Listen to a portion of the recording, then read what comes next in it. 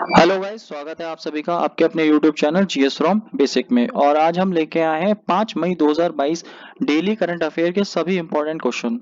तो चलिए शुरू करते हैं हमारी आज की वीडियो।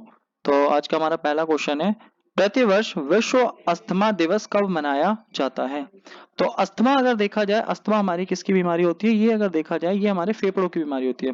फेफड़ों में अगर देखा जाए, निमोनिया भी एक प्रकार की बीमारी होती है। वैसे ही अस्थमा की भी अगर बात करी जाए तो अस्थमा भी एक प्रकार की बीमारी है। और अगर बात करी जाए कि प्रतिवर्ष विश्व अस्थमा दिवस कब मनाया जाता है, तो मई को अगर बात आती है, मई का जो पहला मंगलवार पड़ता है, तो मई के पहले मंगलवार को अस्थमा दिवस मनाया जाता है। और अभी अगर देखा जाए, अभी ये जो मई मंगलवार पड़ा है, ये कितनी मई को पड़ा? तो ये 3 मई को पड़ा था। तो हाल ही में 3 मई को विश्व अस्थमा दिवस मनाया गया। और अगर हम बात करें यहाँ पर 1 मई को, तो 1 मई को हमने क्या देखा था? 1 मई को हमने देखा था यहाँ पर मजदूर दिवस। और 3 मई के ही दिन अगर बात करी जाए, तो 3 मई के दिन हमने देखा था विश्व प्रेस स्वतंत्रता दिवस। तो यहाँ ये इंपॉर्टेंट बात है, ये आपको इंपॉर्टेंट डे वाला दिन है, तो यहाँ पर आपको याद रखना है। और अगर हम यहीं पर बात करें कि जैसे ये तो अस्थमा दिवस हो गया, वैसे ही अगर हम बात करें कि टीबी, तो टीबी दिवस कब मनाया जाता है? तो टीबी दिवस मनाया जाता है 24 मार्च को।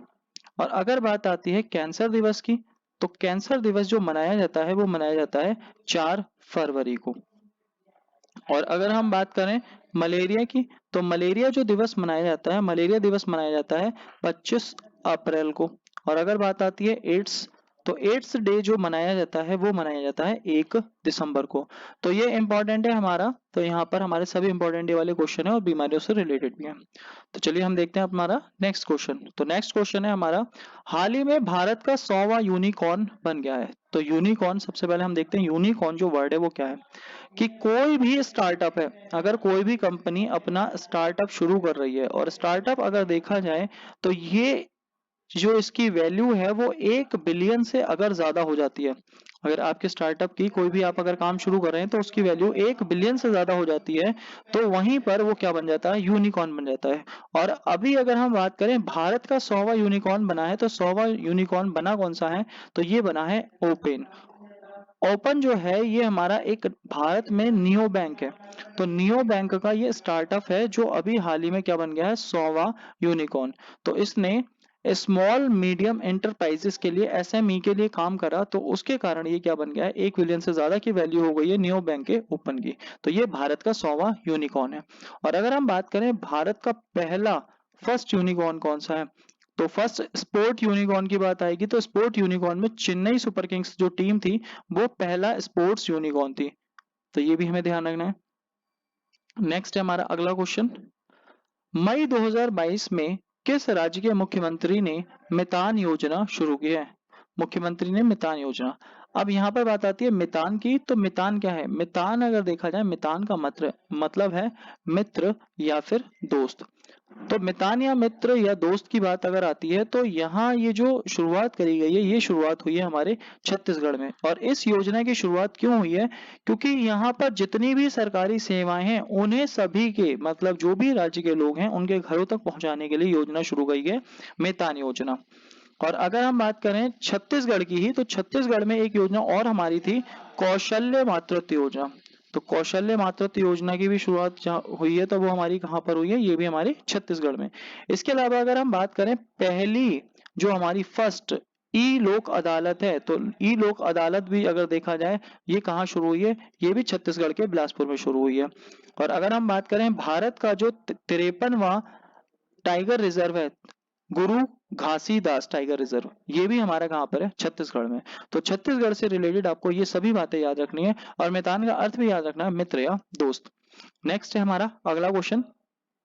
अगला क्वेश्चन है हमारा यहाँ पर, 2 मई 2022 को प्रधानमंत्री कार्यालय में प्रधानमंत्री के सलाहकार के रूप में नियुक्त किया गया है। तो पहला ऑप्शन हमारा सुमन के बेरी, अजय कुमार सूद, तरन कपूर और मनोज सोनी। तो ये चारों ऑप्शन बहुत ही इंपॉर्टेंट है। अगर बात आती है सुमन के बेरी, इन्हें नीति आयोग का उपाध्यक्ष बनाया गया है अभी हाल ही में। अजय कुमार सूद ये भारत के मुख्य वैज्ञानिक सलाहकार हैं। और मनोज सोनी अभी अगर देखा जाए, तो यूपीएससी के नए चेयरमैन बने हैं। तो यहाँ अगर देखें, तो हमारा आंसर हो जाता है तरुण कुमार। तो तरुण कुमार हमारे अगर देखा जाए, वर्तमान में प्रधानमंत्री के सलाहकार बने हैं। और अगर हम बात करें वर्तमान में जो हमारे चुनाव आयुक्त हैं, वो कौन है? सुशील चंद्र महान्यायवादी हैं वर्तमान के वेणुगोपाल। और इस समय वर्तमान में आर्थिक सलाहकार हैं हमारे भारत के अनंत नागेश्वरम। और वित्त आयोग के अध्यक्ष हैं एन.के. सिंह। और लास्ट में हम देखते हैं तो यहाँ पर बात आती है, ये हमारे देखने को मिल रहे हैं हाल ही में प्रधानमंत्री के सलाहकार तरुण कपूर। तो ये सभी इंपॉर्टेंट नाम है, ये आपको सभी याद रखने हैं। तो चलिए देखते हैं नेक्स्ट हमारा अगला क्वेश्चन। खेलो इंडिया यूनिवर्सिटी गेम्स 2021 में कौन सी यूनिवर्सिटी पदक तालिका में शीर्ष पर रही? तो खेलो इंडिया यूनिवर्सिटी, जो खेलो इंडिया यूनिवर्सिटी गेम्स हैं, ये पहली बात तो हुएगा तो ये हमारे बेंगलोर में हुए। और अगर बात आती है ये जो हमारे गेम्स हैं तो इन गेम्स में कौन सी यूनिवर्सिटी शीर्ष पर रही है? ये रही है हमारी जैन यूनिवर्सिटी बेंगलोर। और इसने अगर देखा जाए 32 पदक जीते हैं और 32 में से हमारे 20 तो इसने गोल्ड जीते हैं। और यहाँ पर अगर बात करी जाए सबसे ज्यादा किस व्यक्ति ने पदक जीते हैं तो एक नाम आता है शिवा श्रीधर का। और ये अगर देखा जाए इन्होंने तैराकी में सबसे ज्यादा पदक जीते हैं इन गेम्स में। और अगर बात आएगी कबड्डी की तो कबड्डी में बात आती है कोटा। मेल में हमारे कोटा है कबड्डी में, और फीमेल में अगर बात आती है तो कुरुक्षेत्र की टीम है, उन्होंने जीता है। तो इसी वजह से यहाँ पर ये इंपॉर्टेंट बात आती है कि हमारा जैन यूनिवर्सिटी, तो इसने अगर देखा जाए यूनिवर्सिटी पदक तालिका में ये शीर्ष पर रही। और अगर हम बात करें कि यहाँ इस गेम का शुभांकर क्या है तो ये भी बहुत इंपॉर्टेंट है, आपको शुभांकर भी याद रखना है। तो शुभांकर इसका था वीरा, ये इंपॉर्टेंट है। नेक्स्ट हमारा अगला क्वेश्चन। 3 मई 2022 को केंद्रीय गृह मंत्री अमित शाह ने कहा नेशनल इंटेलिजेंस ग्रिड परिसर का उद्घाटन किया है? तो यहाँ बात आती है नेशनल इंटेलिजेंस ग्रिड। तो नेशनल इंटेलिजेंस ग्रिड इसे शॉर्ट में बोलते हैं NATGRID ग्रिड, नेट ग्रिड। तो नेट ग्रिड अगर बात आती है नेशनल इंटेलिजेंस ग्रिड, इसका उद्घाटन ये कहाँ हुआ है? ये भी हमारा बेंगलोर में हुआ है। और बेंगलोर को अगर देखा जाए क्यों जाना जाता है, ये भारत की सिलिकॉन वैली कहलाती है। और विश्व की सिलिकॉन वैली अमेरिका को कहते हैं और भारत की सिलिकॉन वैली बेंगलोर को कहते हैं। अब इसकी शुरुआत क्यों करी गई है? इसकी शुरुआत हमारे जितने भी इंटेलिजेंस वाले इंटेलिजेंस संस्थाएं जैसे हमारी रॉ हो गई, CID हो गई, तो इस तरह से CBI हो गई, तो ये हमारी जितनी भी संस्थाएं हैं तो इन सभी की अगर बात आती है खुफिया एजेंसी आपस में अपने डाटा का साझा कर सकें, तो उस डाटा के लिए यहाँ पर बेंगलुरु में इसका उद्घाटन किया है। और ये हमारी जो बात आती है ये बेंगलोर में शुरू हुआ है। तो इसमें जो सीडेक है, सीडेक जो कंप्यूटर बनाता है सुपर कंप्यूटर, ये और अगर देखा जाए IIT भिलाई, ये दोनों ही अगर देखा जाए इसमें सहयोग करेंगे यहाँ पर इसको डेवलप करने के लिए। नेक्स्ट है हमारा अगला क्वेश्चन। 3 मई 2022 को जारी विश्व प्रेस स्वतंत्रता सूचकांक 2022 में भारत कौन से स्थान पर है? तो अभी हाल ही में हमने एक दिवस मनाया था विश्व प्रेस दिवस, तो ये कितनी मई को मनाया था? 3 मई को मनाया था। और अगर बात आती है भारत की तो भारत इसने रेटिंग दी है और उस रेटिंग में भारत कौन से स्थान पर है? तो भारत अगर बात आती है भारत 2021 में तो 142वें स्थान पर था 2021 में, लेकिन इस बार 2022 की बात चल रही है तो ये और ज्यादा नीचे पहुंच गया है, ये पहुंच गया है 2022 पे। तो भारत की रेटिंग अब जो हो गई है वो हमारी 150वें स्थान पर यानी 150 इसका सही आंसर हो जाएगा। वर्तमान में भारत अगर देखा जाए कौन से स्थान पर है तो 150वें स्थान पर है। नेक्स्ट है हमारा अगला क्वेश्चन। मई 2022 में किसे निर्मला देश पांडे स्मृति विश्व शांति पुरस्कार से सम्मानित किया गया है?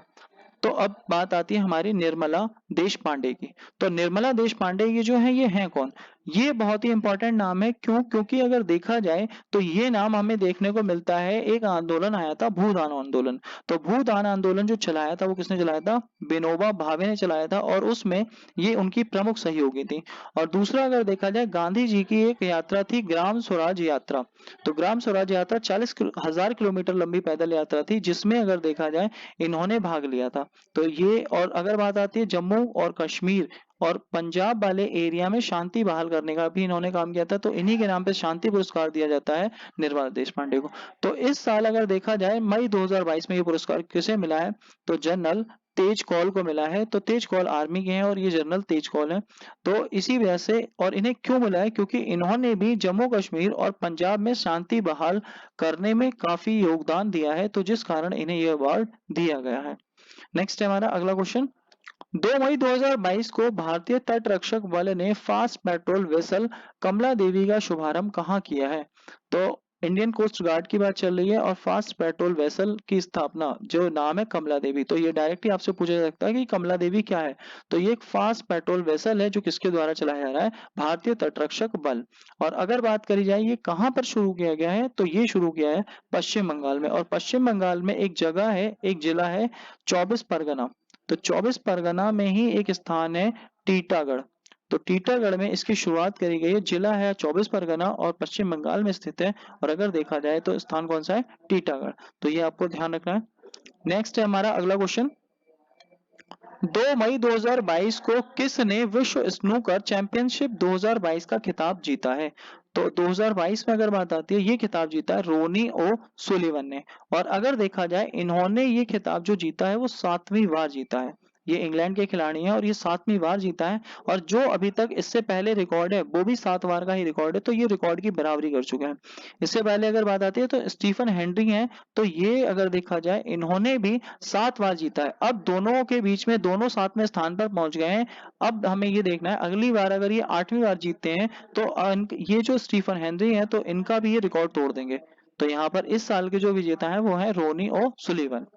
और हमारा जो लास्ट वीडियो का सवाल था, हाल ही में किस राज्य में कैबिनेट में जीन बैंक परियोजना की मंजूरी दी गई है। तो इसका सही आंसर था महाराष्ट्र। और आज का सवाल हमारा है, 1 मई 2022 को किसे केंद्रीय प्रत्यक्ष कर बोर्ड सीबीडीटी का चेयरमैन नियुक्त किया गया है।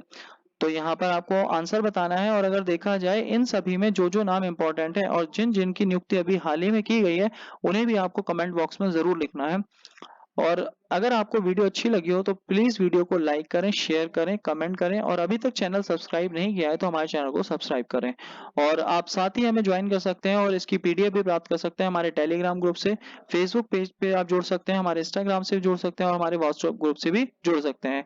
तो आज की वीडियो अच्छी लगी हो तो प्लीज वीडियो को लाइक, शेयर, कमेंट करें। और thanks for watching. Thank you guys.